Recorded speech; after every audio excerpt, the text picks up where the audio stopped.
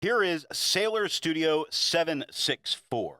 The swatch looks much more like a blue, but the writing sample shows this to be a nice dark teal. Now, there is some tone shift or color shift as paper changes, and the shift can be dramatic at times. There is some good shading throughout the writing sample where it tends to go from a dark teal to a very dark. On non-fountain pen friendly paper, it is very well behaved with no bleeding, feathering, or spread, making this a good ink for students and teachers or others who frequently use the inexpensive papers. This is a great ink in both its color and its performance. It's just not that color that I tend to buy a bottle of. The sample was fun, and I could see using another sample though. The pen for today is a Platinum 3776. Now that we know my opinion on this ink, let's see how I got there by looking at the first writing sample done on Clairfontaine.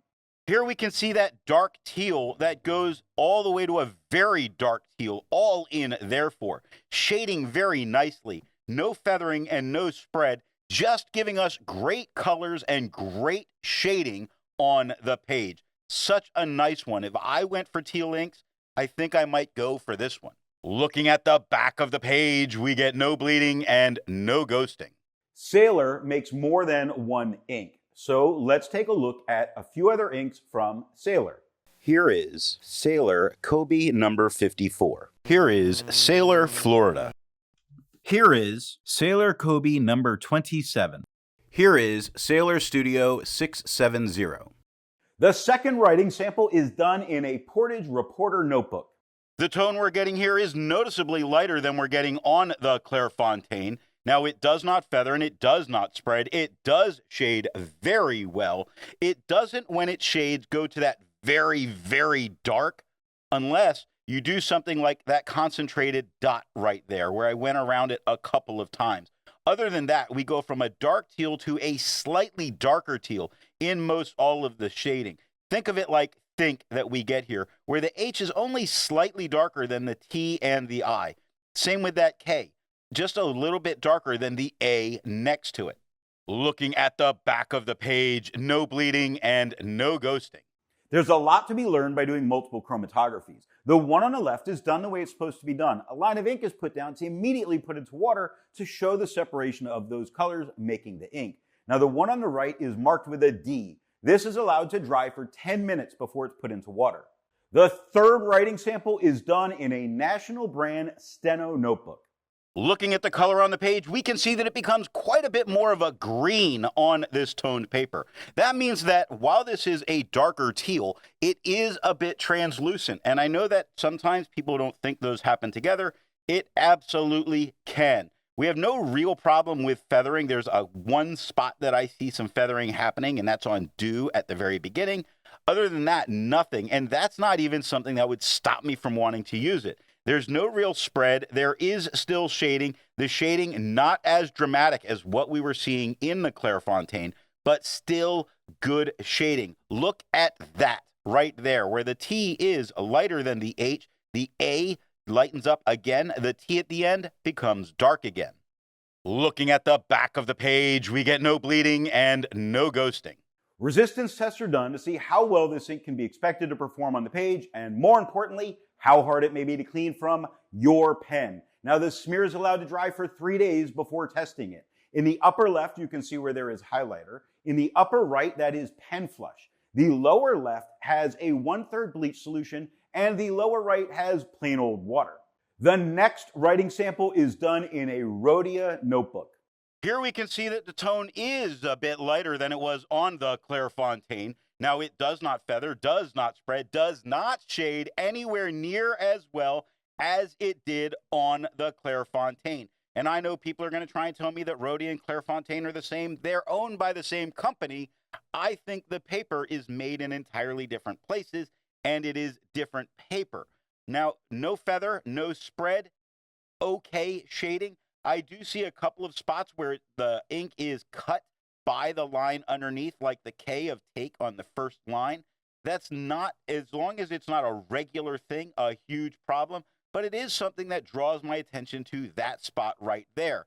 Does this stand out against the quad rule? Yes, I think it stands out well enough that it lets the quad rule mostly fade into the background. Looking at the back of the page, we get no bleeding and no ghosting. With over 1,000 inks reviewed, let's take a look at a few more teal or turquoise inks. Here is Birmingham Pen Company, Point Park Fountain Turquoise. Here is Monteverde California Teal. Here is Pelican Aquamarine. Here is Van Diemen's Devil's Kitchen. All of the inks that you just saw have a review here on the channel. Now, the next writing sample is done in a composition lab notebook.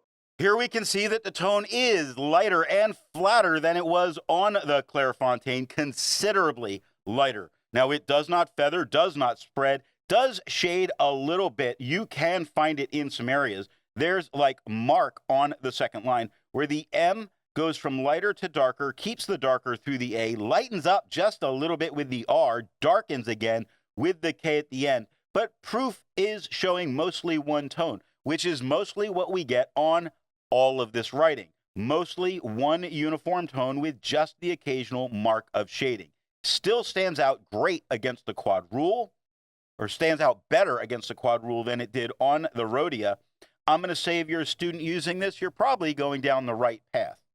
Looking at the back of the page, no bleeding, no ghosting.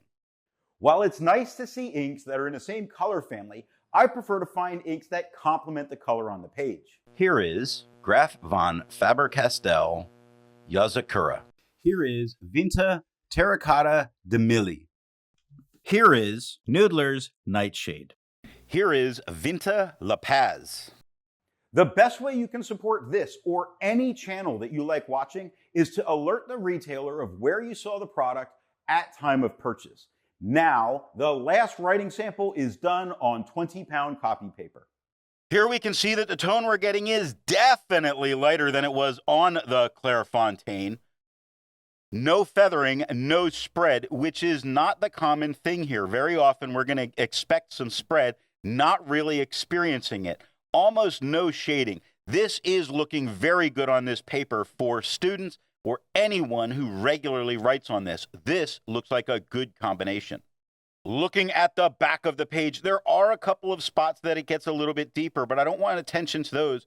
I want attention to how little ghosting and how it barely gets deep into the page. This is great. Of course, there's no bleeding to the other side, but this means that I could likely take notes on both sides of this paper, making this a huge winner for those people that write on this type of paper all the time.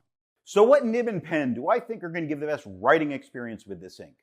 The Platinum 3776 Music Nib is generously putting ink down and shows a very pleasant tone with very nice shading. Off camera, I tried it in a medium to dry flow medium nib. The tone did lighten a bit, but the nice shading stayed. I'm going to say that I would be on a dealer's choice here, but I really prefer how it looked in the writing sample. So for that, I'm going to say go for a wet stub to get the nice color and the really good shading. That adds extra personality to your writing.